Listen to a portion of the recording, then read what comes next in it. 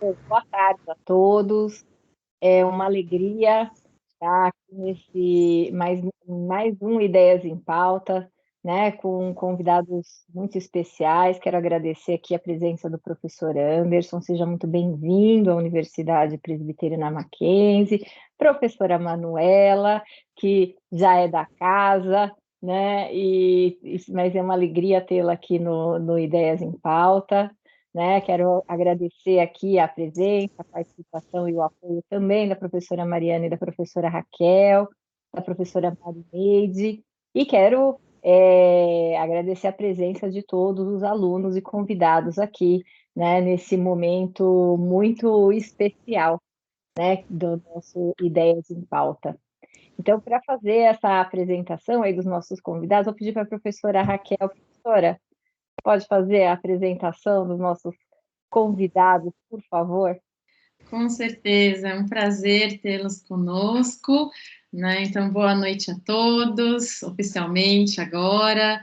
Então, o professor Anderson Pellegrino é economista, né, docente de MBA da Fundação Getúlio Vargas e da Inova Business School e consultor sênior da Inova Consulting, né?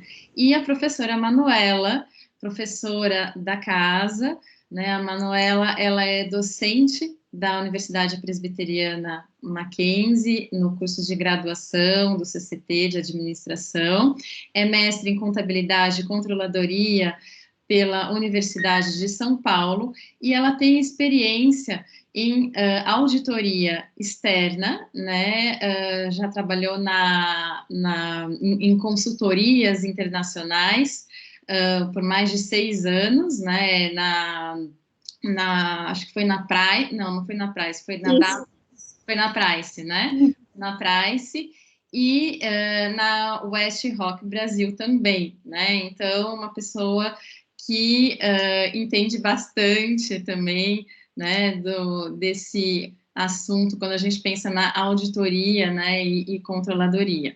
Então, temos aqui um time de excelência, né, que trouxemos aqui para esse bate-papo nessa noite e, enfim, usufruam, né, após a fala dos professores, né, quem quiser fazer perguntas e, eventualmente, se tiver alguma pergunta no decorrer, né, a gente também pode levar essas perguntas aos professores para a gente também fazer um debate interativo.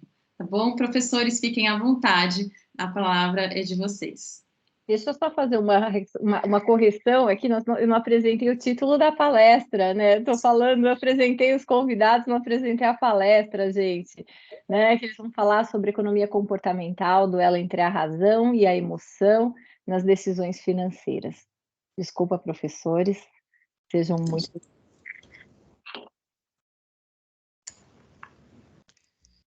Muito bem. Começo, né, Manu? Tá bom. Então vamos lá. Pessoal, olha, boa noite a todos, sejam todos muito bem-vindos. Eu começo aqui registrando meu agradecimento pelo convite para participar de mais um Ideias em Pauta. Então, estou voltando a casa. É uma alegria, né? Porque eu participei desse evento já tem alguns meses, foi mais para o começo do ano, e foi muito bacana, uma discussão muito produtiva. E agora, novamente, aqui, podendo usar alguns minutos de vocês para bater esse papo sobre economia comportamental e como isso pesa nas decisões financeiras, né?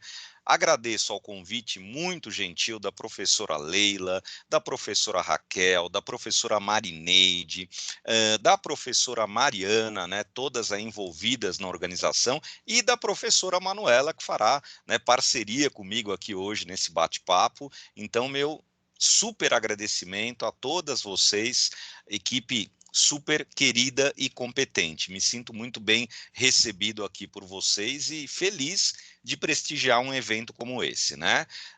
Bom, vamos lá, vamos começar aqui o nosso papo. Eu não devo falar mais do que 20 e pouquinhos minutos, eu vou tentar ser breve, tá?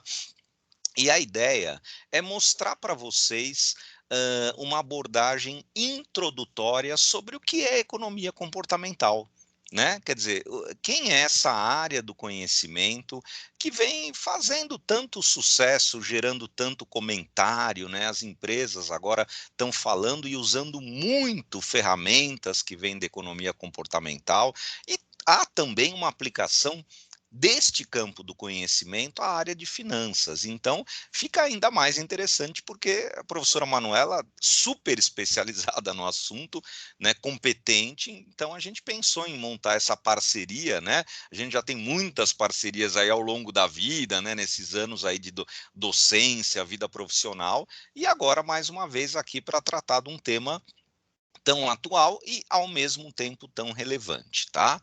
Então, eu vou começar um compartilhamento aqui de tela. Então, meu muito obrigado novamente e todos, né, sejam muito bem-vindos aqui ao nosso Ideias em Pauta, né? Deixa eu só um pouquinho, vou compartilhar novamente aqui. Espera um pouquinho. Pronto. Agora sim. Pronto. Vamos lá. Deixa eu colocar aqui no modo exibição. Beleza. Pessoal, tá dando para ver? Entrou na tela legal aí? Sim, tá dando para ver. Ah, legal, perfeito, ótimo. Então vamos lá. Pessoal, vamos começar esse papo mostrando quem é a economia comportamental. Acho que esse é o primeiro passo, né, para a gente poder entrar um pouco mais no assunto.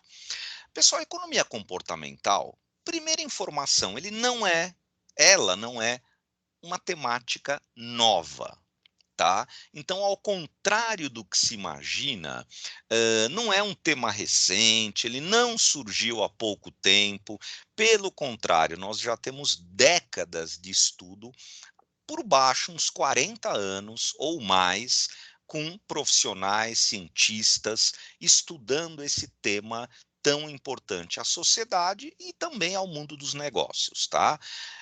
Esse tema ganhou visibilidade, é verdade, de uns 15, talvez até 20 anos para cá, porque mais ferramentas surgiram e foram absorvidas pelas empresas, pelo dia a dia de mercado.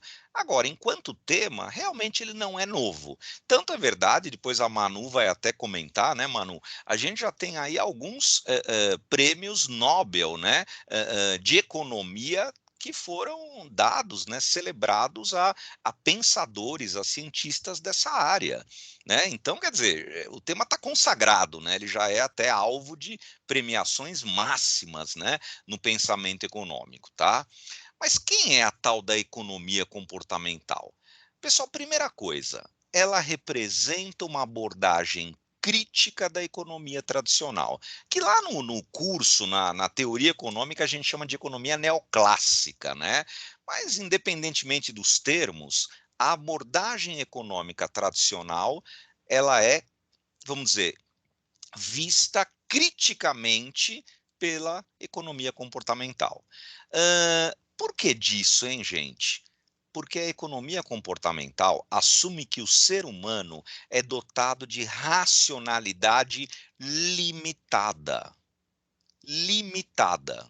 Nós tomamos decisões com base em hábitos, em emoções, em experiências pessoais, né?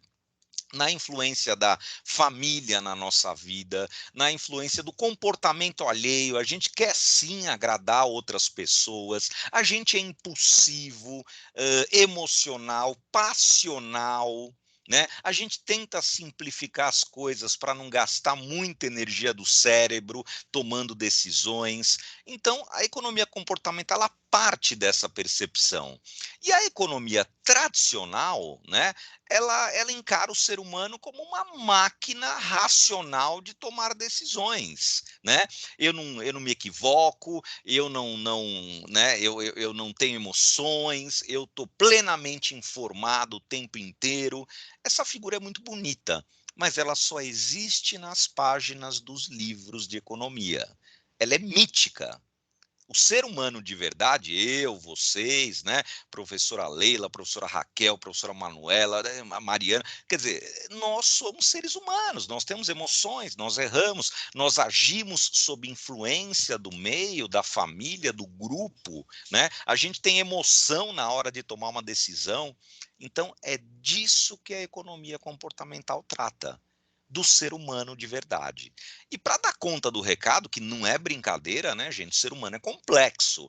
Ela vai, né, enquanto ciência, ela vai dar a mão para a psicologia, para a neurociência, para outras ciências sociais como antropologia, sociologia, o próprio marketing. Quer dizer, eu tenho um grupo aí de campos do conhecimento, campos científicos que acabam compondo a economia comportamental. Então, ela é uma área multidisciplinar. Ela não está restrita ao conhecimento econômico, né? Quer dizer, ela está pegando aí né, um monte de áreas ao mesmo tempo para tentar entender esse comportamento humano e pouco racional, tá?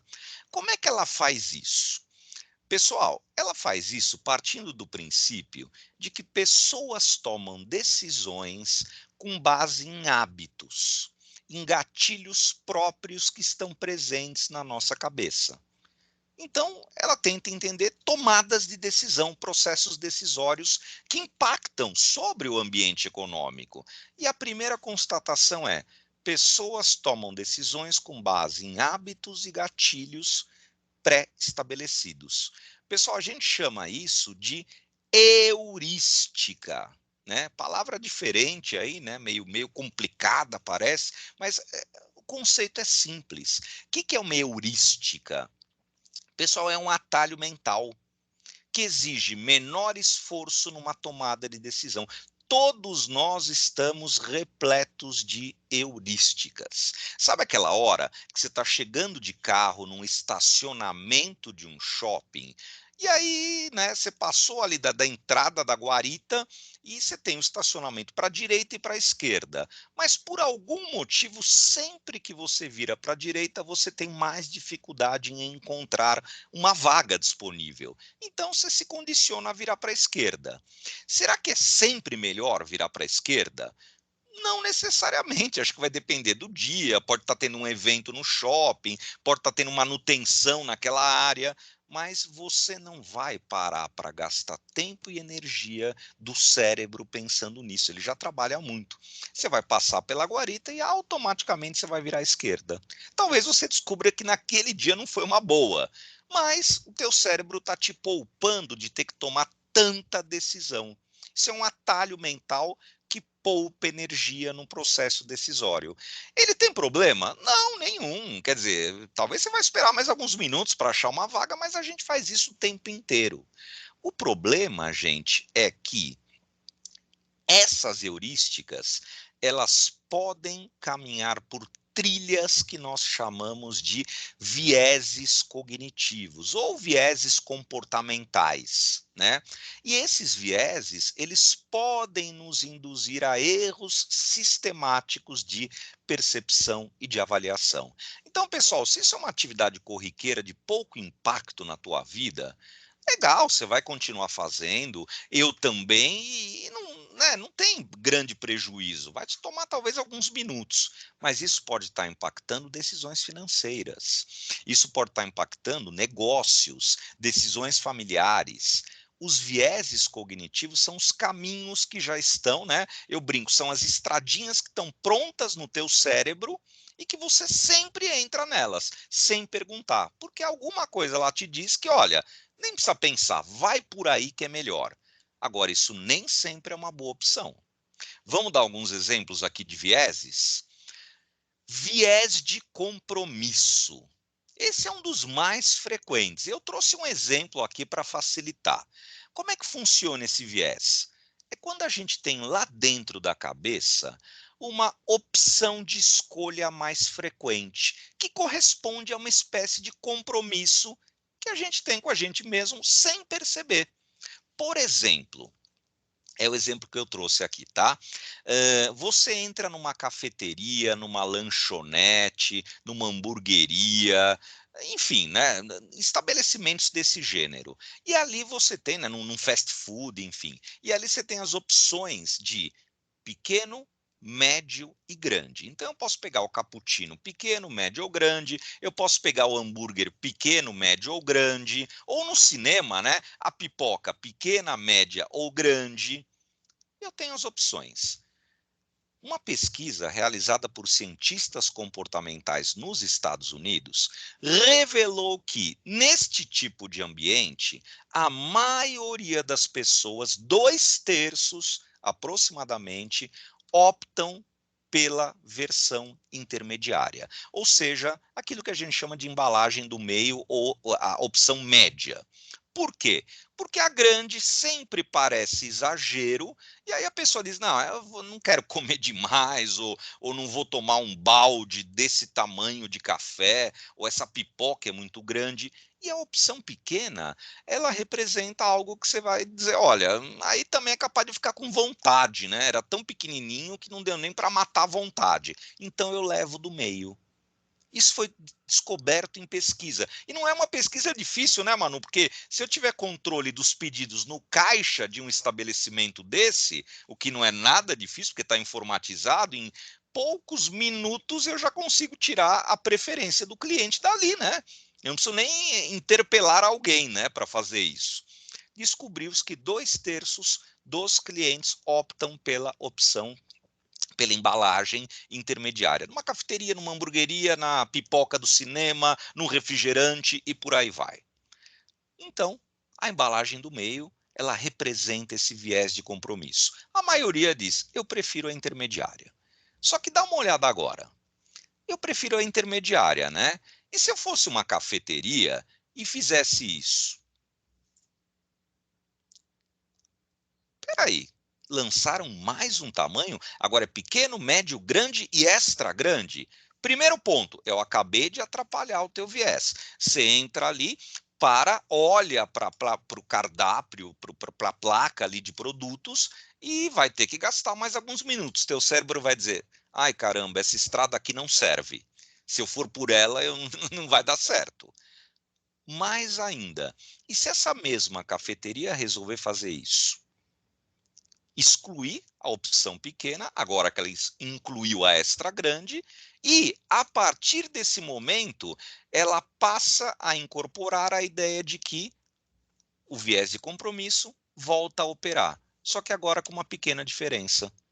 A opção do meio é a opção grande.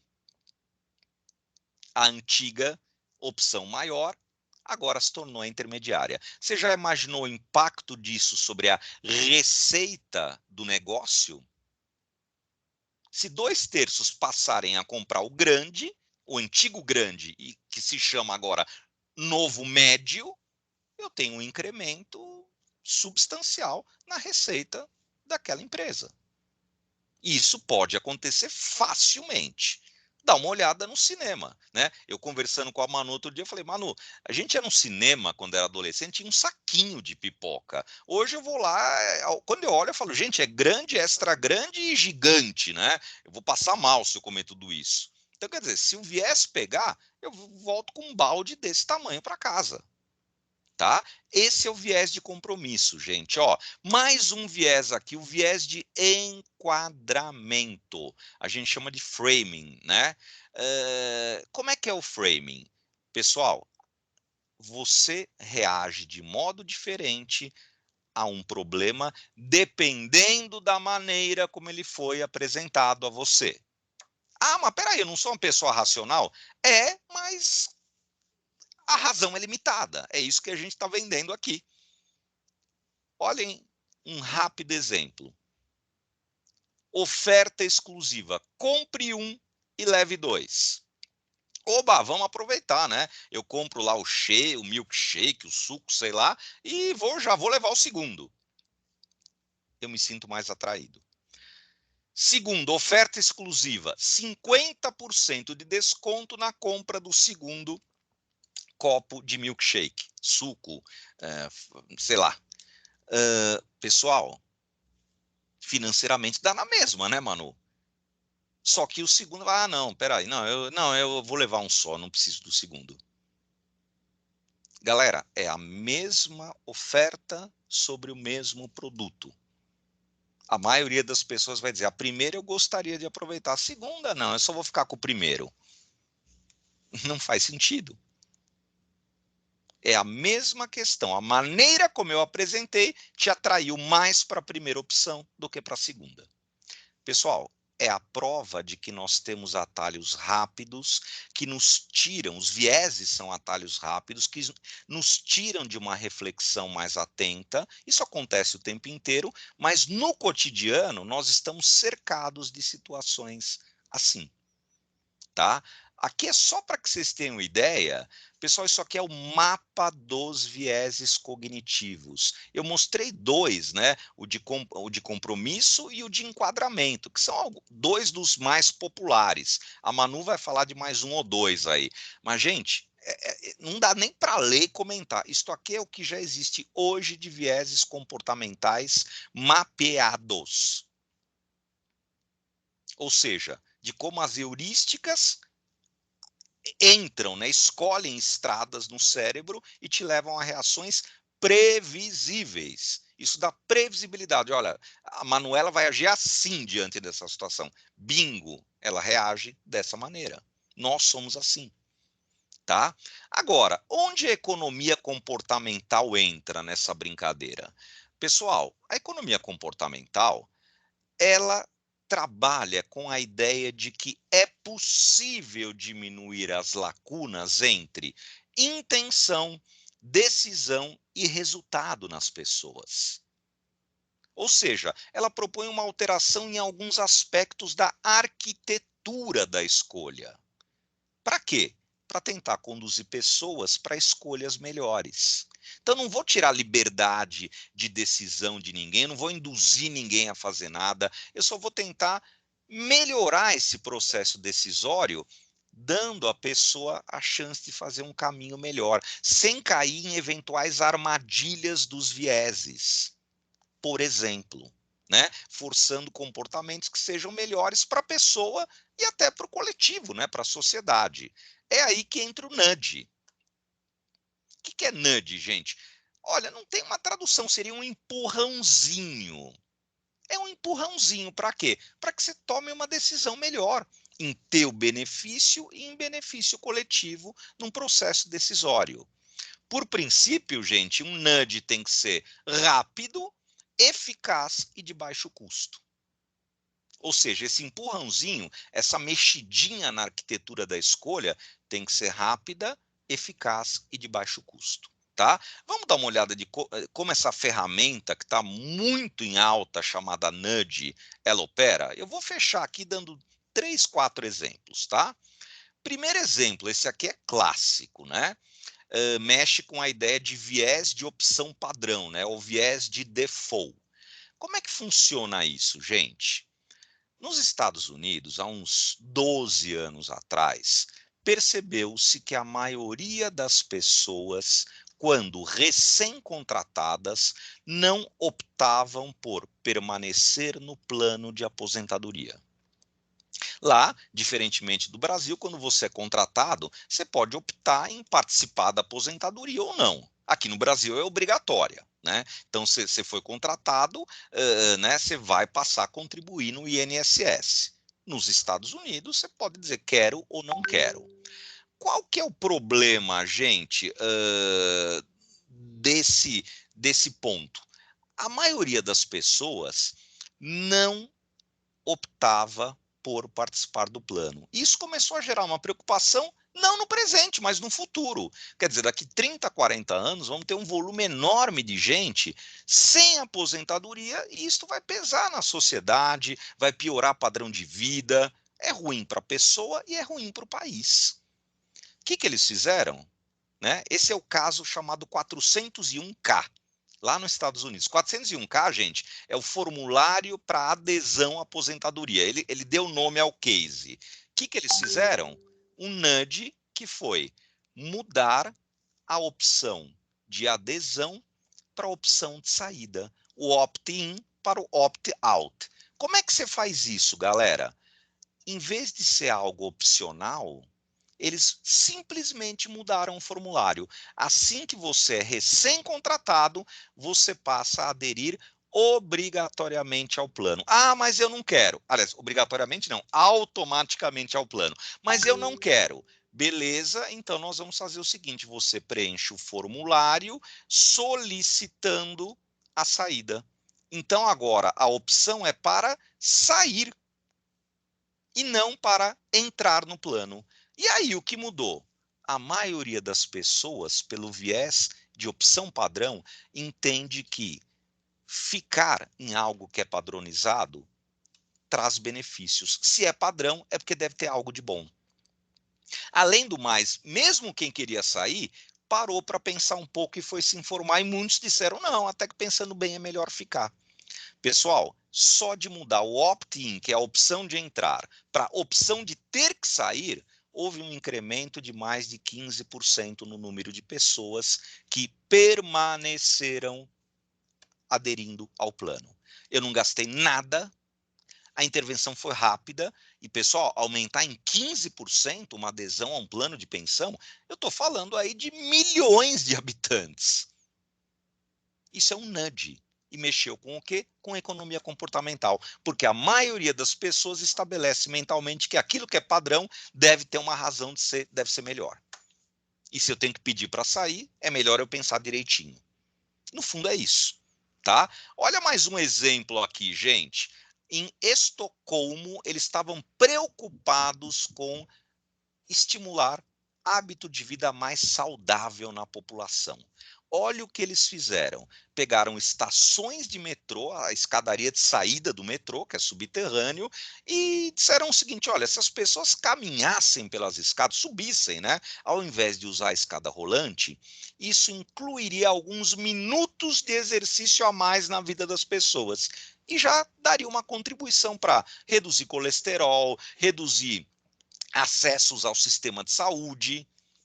Olha a experiência, que é 1 minutinho.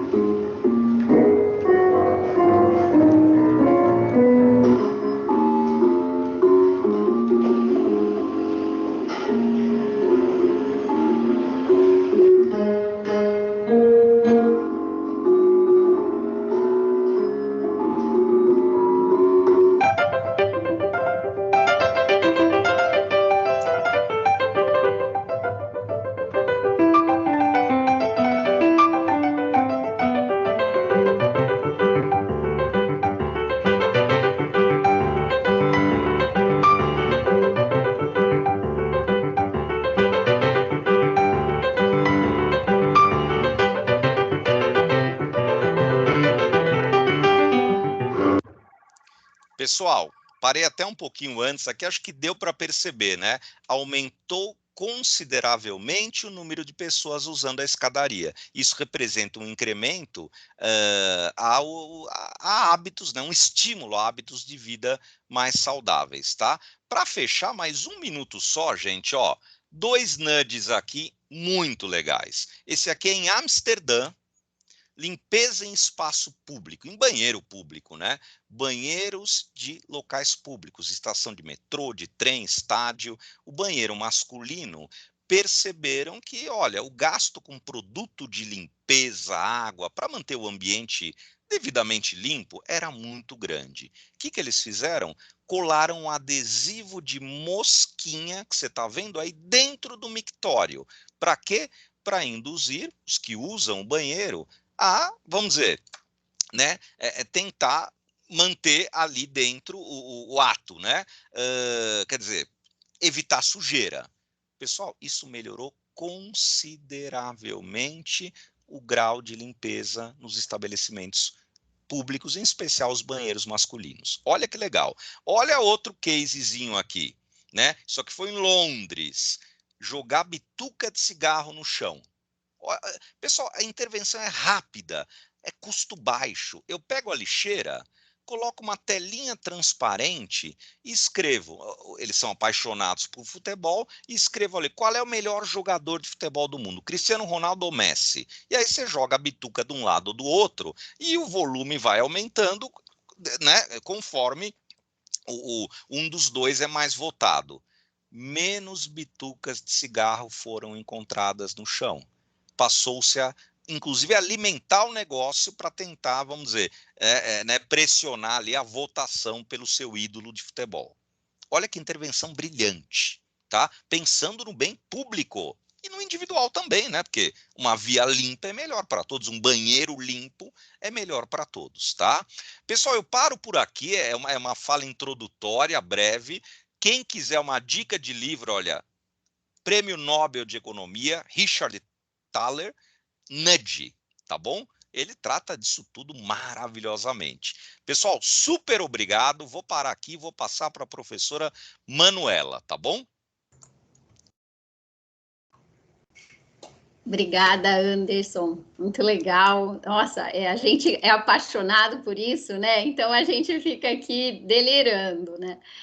Também agradeço a Universidade Presbiteriana Mackenzie, representada aí pela professora Leila, professora Raquel, professora Marineide, professora Mariana, essa parceria com o professor Anderson, né, que então nos deixa feliz aí, é gostoso, até na preparação desse Ideias em Pauta, né, Anderson, a gente se divertiu aí, então é um prazer também estar aqui fazendo essa parceria. Deixa eu colocar aqui meu slide, vocês estão me ouvindo bem?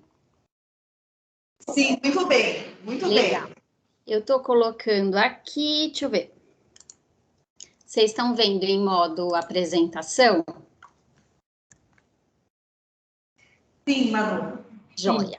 Então, é isso aí. Agora, uma continuidade, né? Uma parte 2 aí, para a gente falar um pouquinho como é, né? Como é que funciona esse duelo aí entre a emoção e a decisão financeira. E aí, a minha fala é muito complementar à do professor Anderson e tem tudo a ver com isso que ele estava falando. Quer dizer, então, finanças têm emoção, né? E aí a gente vê aqui um pouquinho do que são, né? O que trouxe muito corpo aí para essa área, né, que é a economia.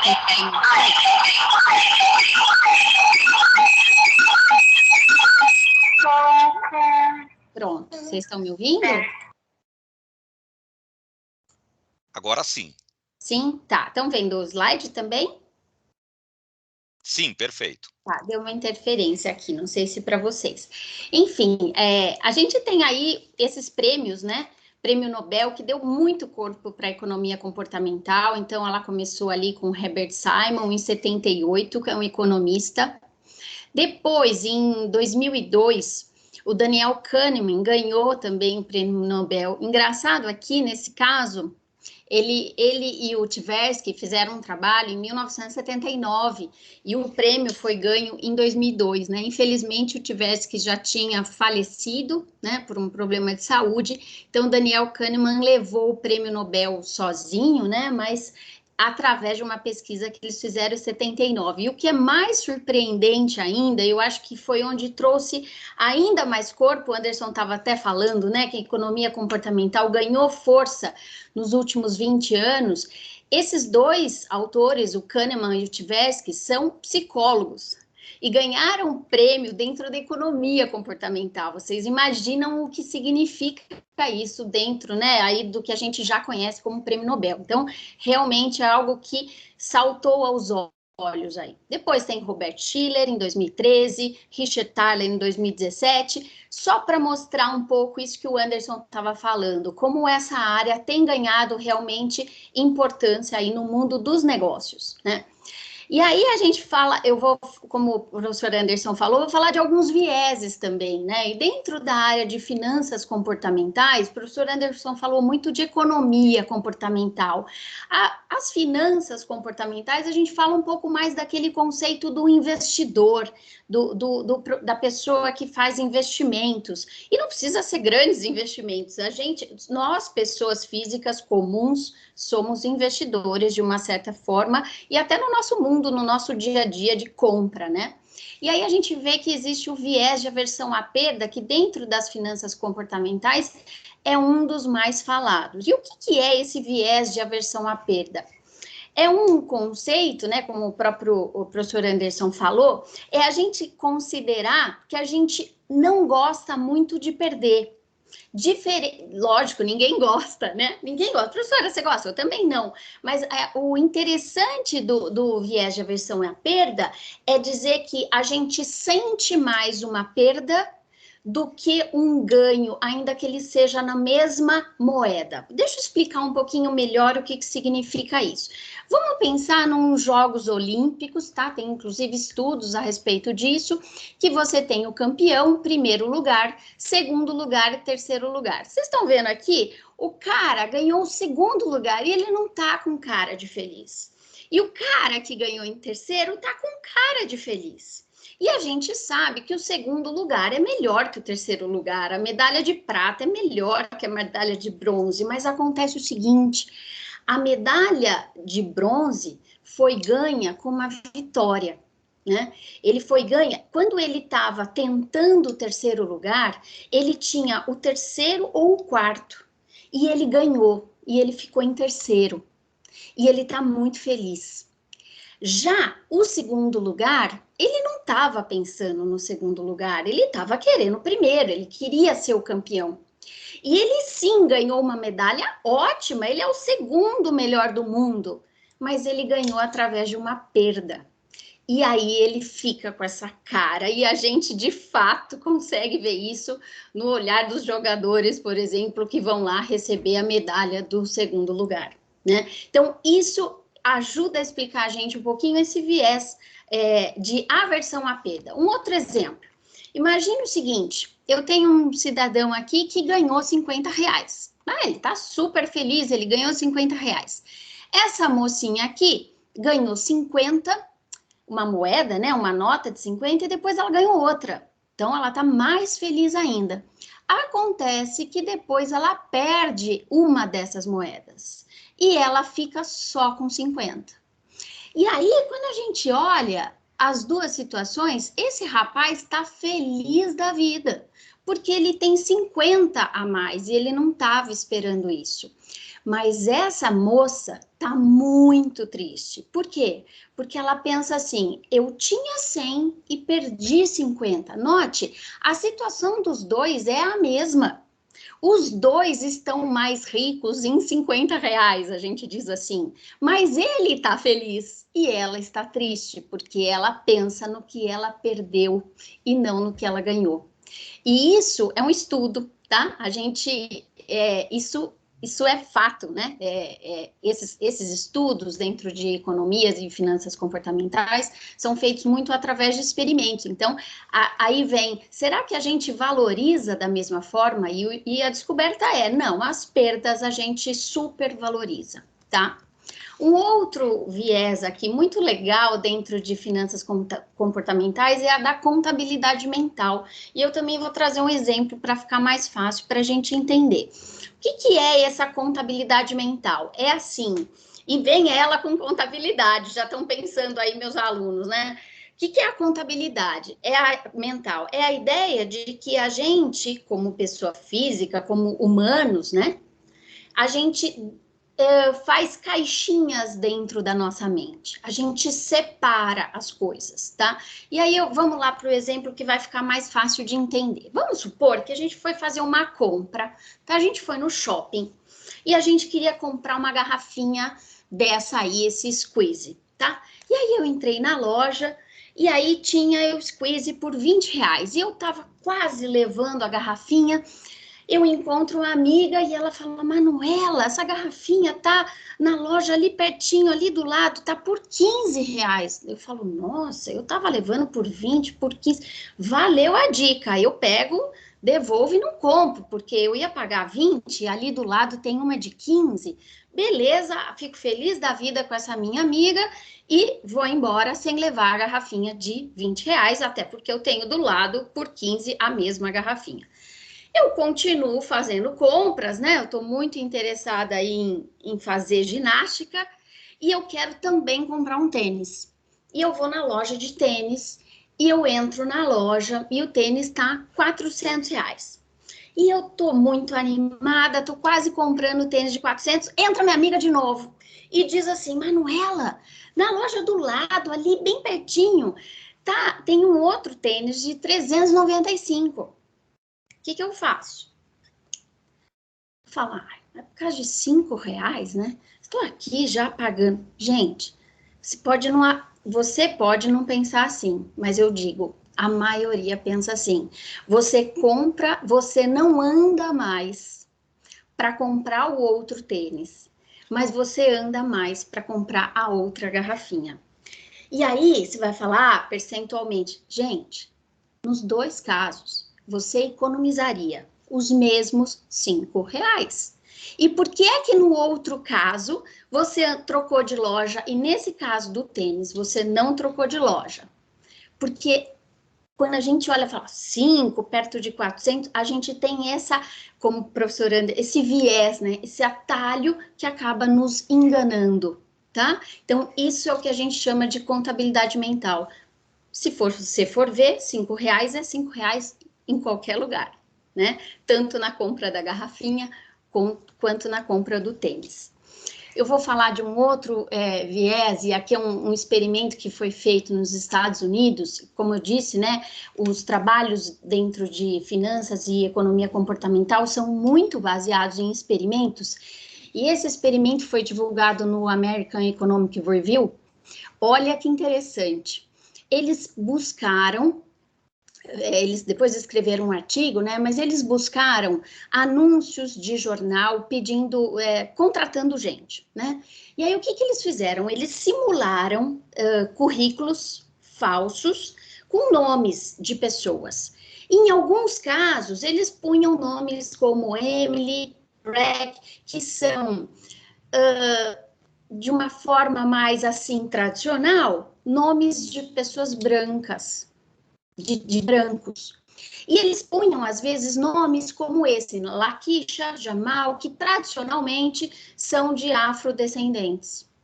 E eles queriam entender se há algum tipo de discriminação no trabalho, né? Na contratação do trabalho. E, surpreendentemente, eles perceberam que aqueles nomes, veja, isso não tinha distinção, eles faziam mix dentro dos currículos apenas pela distinção de nomes, os nomes que referenciavam para nomes de pessoas brancas receberam 50% a mais de retorno de ligação. Quer dizer, fica claro, né, que houve aí uma discriminação por uma questão racial. Então, veja, são coisas que, quando você olha o currículo, eram pessoas tão qualificadas quanto, né? Mas quando você pensa que o nome talvez tenha sugerido algum tipo de etnia diferente, já houve uma distinção, tá? Para a gente ver como a gente está vinculado a esses viés. Eu vou passar um vídeo rapidinho aqui de 1 minuto. É um vídeo também, estou caminhando para o fim já. É um vídeo que mostra também um nudge, assim como o professor Anderson falou, né? Que tenta mudar o comportamento para um lado bom, né? Fazer levar as pessoas a terem atitudes interessantes, e aqui um experimento que foi feito com a Heineken, tá? Deixa eu colocar, é um vídeo, deixa eu ver se vai passar direitinho.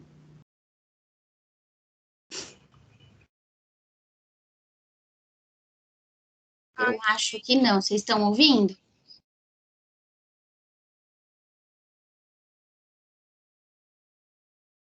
Tá dando para ouvir? Ainda não. Não, nem Tá. o play dele. Nem o play? Nem o play. Tá, deixa eu tentar então de outra forma. Se não, não tem problema, eu conto a história e depois eu compartilho com vocês o vídeo. Eu acho que vai ser até melhor eu fazer dessa forma. Vou parar aqui de compartilhar.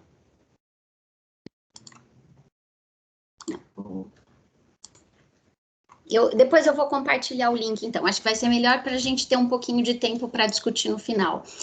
Esse nudge, que é o experimento da Heineken, foi uma iniciativa feita em bares de São Paulo e de Porto Alegre, e eles visavam incentivar o motorista da vez, né?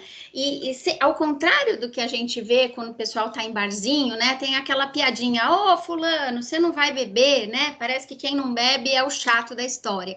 E ao contrário, esse nudge fez com que o motorista da vez se sentisse o importante da história. Então, eles fizeram um cardápio especial para o motorista da vez, eles fizeram um contrato, o motorista da vez assinava um contrato, de fato, ele não estava bebendo, tudo de uma forma muito lúdica, muito bonita, né? E eles foram mostrando, eles davam bebida, quem era o motorista da vez ganhava uma porção, né? Ganhavam bebidas que não tinham álcool, e com isso a ideia era incentivar então que essas pessoas continuassem indo aos bares, mas que se fossem então dirigir, né, não bebesse. E eles conseguiram com essa iniciativa, com esse nudge, uma redução importante dos motoristas que estavam dirigindo para não beberem, né? Então também é mais um nudge, um estímulo aí a um bom comportamento. E agora, por fim, né, já que a gente está falando aqui, eu falei para o professor Anderson, vai que tem pessoas apaixonadas, assim como nós, por essa área, a gente indica aqui, eu vou indicar o livro do Daniel Kahneman, que é o Rápido e Devagar, né? Nesse livro, ele fala um pouquinho sobre o sistema 1 e o sistema 2. E é isso que o professor falou. O sistema 1, ele é um sistema rápido, ele é um sistema intuitivo. São coisas que a gente faz, não vou dizer meio sem pensar, mas automáticas. E o sistema 2 são aqueles sistemas que exigem do nosso cérebro mais pensamentos, cálculos mais que a gente tem que raciocinar, vem do sistema 2. E o que o Daniel Kahneman, né, fala sobre isso? Os dois sistemas são muito importantes. Como o professor Anderson falou, não daria certo se na nossa vida inteira a gente precisasse usar o tempo todo o sistema 2, que é aquele sistema mais pensado, mais planejado, né? A gente tem algumas intuições que são importantes, algumas coisas exigem velocidade na decisão, e que então o sistema 1, ele é muito importante, ele agiliza, né, a vida. Por outro lado, o sistema 2 é aquele que requer mais pensamento. O que a gente tem a saber disso? Então, os dois sistemas existem e são de forma importante que existam mesmo. O que a gente quer dizer nessa área de finanças e economia comportamental? Que a gente conheça esses vieses. Porque a partir do conhecimento, a partir do momento em que a gente sabe que ele existe, a gente fala, opa, nessa aí eu não vou cair, né? Então é um estímulo a gente tomar decisões de forma talvez um pouco mais equilibradas, pensadas. De novo, somos emocionais, mas na hora de tomar uma decisão importante, talvez eu tenha que pensar melhor e usar talvez o nosso sistema 2. Tá? Gente, fica aí a dica, a gente fica agora à disposição aí, né, professor Anderson? Esses são os meus contatos, LinkedIn, tá? Meu e-mail, e a gente fica aí à disposição se vocês tiverem aí alguma pergunta. Olá, tudo bem, gente? Olha, temos uma pergunta. O Fernando escreveu, boa noite, pessoal. Gostaria de saber a relação da economia comportamental com os termos homoeconômicos e homossocial. Eu posso responder, o professor Anderson também. Professor, fica à vontade. Que você Quer que eu comece, Manu? Pode. Tá bom. Olha, obrigado pela pergunta, Fernando. Na verdade, essa ideia de homoeconômicos é um termo que foi criado para representar como o ser humano é tratado na abordagem tradicional de economia, né? Naquela abordagem que a gente chama de neoclássica. Então, a gente brinca, ele é uma criatura mítica, nunca ninguém conheceu ele pessoalmente, né? Eu nunca vi uma foto dele, né? Um vídeo, né? O Homo economicus, ele é uma criatura mítica presente nos livros. Ele é sempre muito inteligente, ele está plenamente informado, ele age racionalmente o tempo inteiro, ele não liga para emoções, né? Ele tem plena consciência das consequências futuras dos seus atos presentes, ele é maximizador, né? Quer dizer, ele está sempre procurando o que é melhor para ele é utilitarista, ele não se preocupa com mais ninguém. Então, legal, só que é pouco provável que você vá conhecer uma pessoa exatamente assim. Então, a gente brinca, é um ser mítico do livro de economia. Já o homo social, né? Vamos chamar de ser humano, né? Quer dizer, somos nós, né? Quer dizer, alguém que tem emoção, né? Alguém que toma decisão influenciado pela família, pelo contexto, pelo meio, alguém que age impulsivamente e depois se arrepende. Nós fazemos isso. Isto é muito mais a nossa cara do que essa figura né, mítica que os livros de economia consagraram e que hoje a economia comportamental questiona. Ela diz, olha, mas isso aí não existe. O que vocês criaram está muito bonito no livro, mas ele não tem nome e sobrenome de verdade. Acho que, né, resumidamente é isso, né, Manu? É isso, é isso. O homem econômico, a gente, né, quando falava nas teorias tradicionais de finanças e dizia que o homem econômico sempre toma decisão com base racional, será que a gente é assim o tempo inteiro, né? E o homo social também é uma pessoa que também tenta agradar a sociedade, né? Ele está muito mais voltado a... Ele não está preocupado com o econômico, com o financeiro, ele está preocupado em estar bem no meio em que ele vive, no social. Então, é um homem, né? É uma figura, como o professor Anderson falou, uma figura que está muito mais preocupado com a relação dele com o social do que em maximizar a riqueza, que é o que a economia fala, que o homo econômicos fala, né? Então, ele tem essa diferença. A gente tem até outros, além do homo econômicos, além do homo social, e o que a gente vê, né? Nós somos humanos e não somos perfeitos, e somos uma mistura de um monte de coisa, né? Então, de novo, né? A gente saber que isso existe ajuda a gente a passar a tomar decisões mais bem embasadas, né? E aí eu vou puxar um pouquinho para a minha área, que é a área de alfabetização financeira e educação financeira que eu tenho estudado. Aliás, meu estudo tem até um pouco a ver com o estudo sociológico das pessoas para tentar entender como é que elas se comportam financeiramente. E aí, aquela ideia, né, professor Anderson, quando a gente está informado, a gente tende a tomar decisões mais corretas, mas não basta isso, basta que a gente saiba que a gente está, de fato, envolvido nesse contexto social, nesse contexto de emoção e de que muitas coisas realmente interferem no nosso meio, né? Interferem, eu acho... Então, às vezes, a gente tem que tomar algumas decisões racionais, será que sempre a gente é racional? Então, ter esse conhecimento já nos leva a outro lugar. É isso. É uma consciência, né, Manu? É uma Ter essa consciência. percepção de si mesmo, né? Isso mesmo, isso mesmo. Perfeito, pessoal. Vocês têm mais alguma dúvida? Gostariam de fazer alguma questão?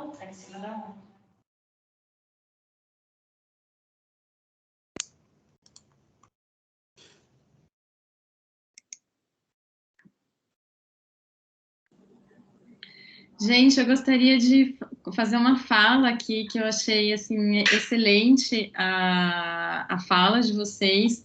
e o quanto que isso conversa com outras áreas, né, do conhecimento, quanto que isso conversa com as ciências humanas, né, e assim, quando a gente, uma discussão, né, sobre o sujeito, né, e aí quando a gente pensa nessa questão dessa construção também do sujeito cartesiano, né, e que racional, né, então, enfim, tem todo um debate, diversos filósofos falando sobre isso, e é muito interessante, né, a gente debater a partir de teorias econômicas, financeiras, essa constatação, né, de quanto nós somos emocionais. Então, assim, eu acho que é um tipo de debate que a gente tem uma honra aqui de receber, de fazer, porque complementa e mostra como o conhecimento ele é transversal, né, e interdisciplinar. Então, assim, eu adorei. Muito obrigada aí pela fala.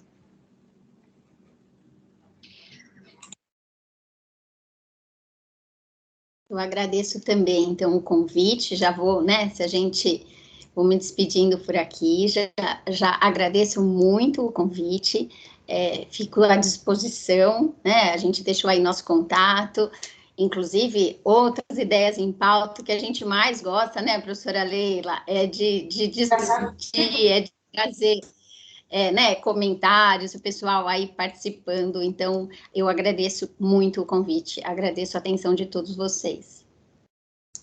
Olha, eu aproveito também, já fechando aqui, agradeço novamente o gentil convite da Universidade Presbiteriana Mackenzie de Campinas. É uma honra poder participar de um evento como esse novamente, né? E agradeço particularmente a professora Leila, a professora Raquel, professora Mariana, professora Marineide e professora Manuela, que fizemos essa parceria muito legal. Foi um papo assim bem legal, poderia render muito mais tempo ainda, né, Manuela? Então, que legal, né? O tema é realmente muito interessante. E agradeço finalmente a todos vocês que nos prestigiaram aí, né? Gastaram 1 hora a mais aí, né? De uma noite de estudo para participar desse papo. Espero que tenha sido bem proveitoso a todos. Então, meu muito obrigado a vocês. Muito obrigada. Não, eu só ia lembrar, né, quem tiver interesse, nós temos cursos também de curta duração nessa área, pretendemos oferecer, teremos em novembro, pretendemos oferecer também no semestre que vem, né, então, assim, temos muitas oportunidades de aprofundar essa temática. Isso mesmo, gente. Estão todos convidados, né, a conhecer mais sobre economia comportamental e a pensar, né, essa área que é tão nova e, assim, já antiga, mas que está em tanta evidência na atualidade e que também oferece múltiplas oportunidades de atuação.